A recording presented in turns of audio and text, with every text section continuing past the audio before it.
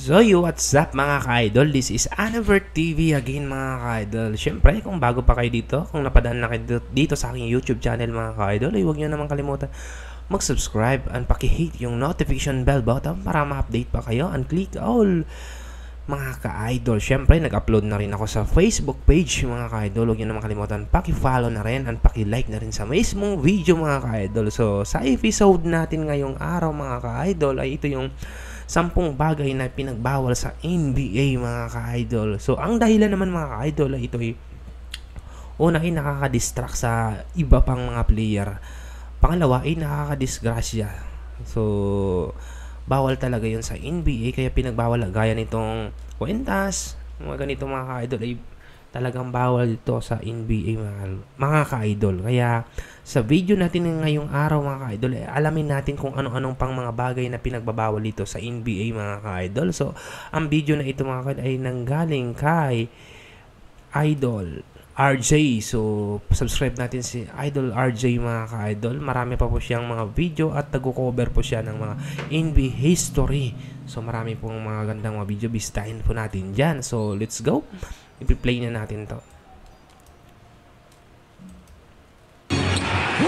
Yes! Serving up a facial on Yao Ming. Standing ovation for Kobe Bryant.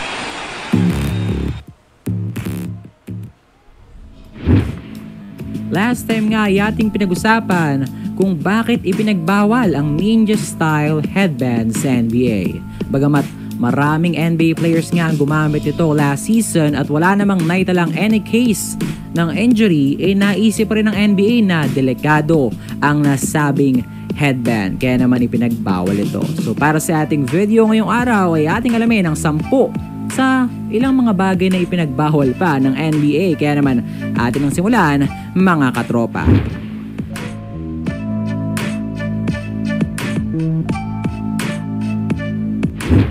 Sa taong 1980 nga ay pinasikat ni Darryl Dawkins ang gold chain o yung pagsusuot ng alahas sa mismong laro. Pero ipinatigil yan ng NBA dahil sa panganib na pwedeng idulot niyan sa mga players. Honestly, magandang move yan sa NBA dahil hindi mo rin masabi baka may masugatan o baka naman biglang sumabit yon sa rim. Talamak nga noong 80s ang pagsusuot ng white sneakers. Talagang may tuturing na predominant color ng sapatos ang kulay na puti. Pero noong 1984, sinuot nga ni MJ ang Air Jordan 1 na hindi nga ho kulay puti, kundi kulay red and black. Kaya naman agarang ipinagbawal yan ng NBA, hindi dahil mapanganib, kundi dahil taliwas sa uso. Hindi nga lang ninja-style headwear ang pinagbawal ng NBA, ganoon din ang durag. Noong 2000 nga ay inumpisang gamitin ito ni Sam Perkins sa isang preseason game. Siya nga hawang kauna-unahan at ang nag-iisang NBA player na gumamit ng nasabing headwear. Dahil bago pa ho ito sumikat, pinagbawal na yan dahil sa potential hazard na bit-bit nito.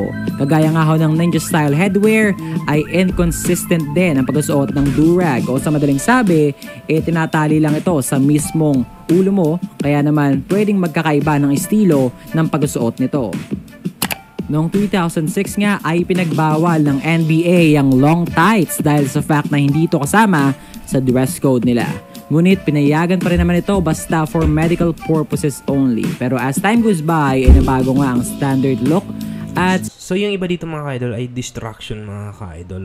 Na nakaka-distract sa ibang player. Kaya pinagbabawal yung ganyang headband mga ka-idol. Sinama na yung long tights, kaya naman up to this date, ginagamit na ilang mga players ang long tights. Pinauso nga ni Dwayne Wade ang pagsusuot ng Band-Aid na may nakalagay na pangalan niya. Sa katunayan, kahit naghilom na nga yung sugat sa kaliwang bahagi ng kanyang mata, sinusuot niya pa rin yung nasabing personalized Band-Aid. Kaya naman ipinagbawal yan ng NBA at sinabi na wala namang anything na entertaining sa kanyang ginagawa at mas mabuti pa na itigil na lang. Noong 2010 ay pinagbawal nga ang dalawang bagay. Una nga ay ang athletic propulsion lob na sapatos kung saan sinabi nila nakakataas daw ito ng talon. Kaya naman ipinagbawal ng NBA dahil magiging unfair ito sa laro. Pangalawa naman ay yung pagsusuot ng upside down na headband na pinasikat ni Rajon Rondo noong 2010 din. Pero hindi rin nagtagal dahil na-ban agad ng NBA. Baka dahil siguro logo nila yung binabaliktad ni Rondo. Noong 2011 ay pinagbawal naman ng NBA ang pagsusuot ng tinted goggles. Ginamit nga ni Dwayne Wade sa isang laro kontra New York Knicks ang nasabing goggles dahil nga sa pagtaas ng kanyang light sensitivity due to migraine. Pero kahit na medyo valid ang reason niya, ay pinagbawal pa rin niya ng NBA dahil unfair daw ito para sa kanyang mga opponent dahil hindi nila makikita ang galaw ng mata ni Dwayne Wade. Nagsuot nga rin ng isang proteksyon sa mukha itong si LeBron James noong 2014 dahil nga sa kanyang nabaling buto sa ilong, pero ipinagbawal naman ng NBA ang sinusuot niyang carbon fiber mask and he was asked na mag-switch sa clear mask instead dahil nga sabi ng iba kamukha niya raw si Batman.